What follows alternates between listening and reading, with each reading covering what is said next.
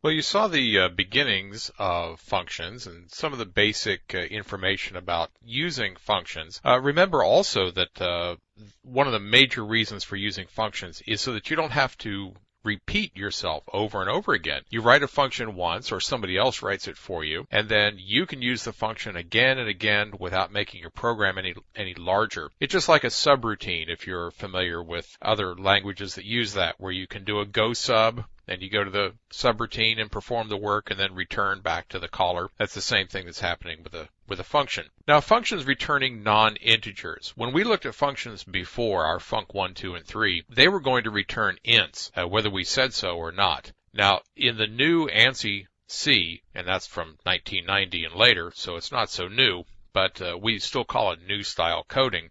If a function is not to return anything, it will be declared as being a void type. If you don't declare the function type at all, that's an integer type. And if you want it to return something that's not an integer, like a float or a double or a long double, you have to say so. You have to tell it that. So void functions don't return anything.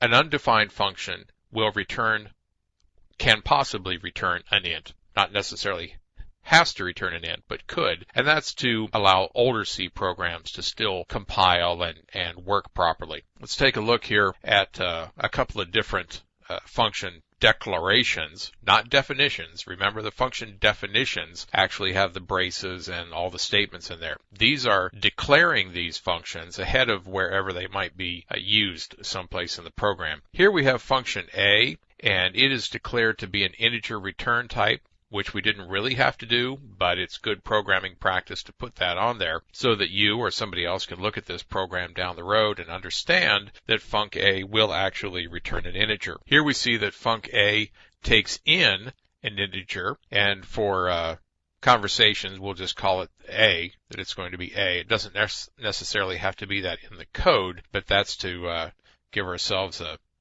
placeholder here. It'll take an integer, a character, and a float. And if you call it and pass it other things, if you put other types in there when you actually make the function call, those other types will be typecast to these types, because it's going to assume that you knew what you were doing when you were declaring the function. Here we have function B, and it's been cast as a float, so that when func B does a return, the value that is returned will be a floating point value, and whoever is calling func B and catching a value like x equals func B in the call, x has to be a float. It has to be willing to catch this floating point value coming back here. If x is not a float, the recipient of the value from func B, then it's going to get the return value is going to get stripped off, because it's going to be typecast from a float and stuffed into an integer, and that's going to strip information off of it. And here we have our same values that we had before. Now here, func C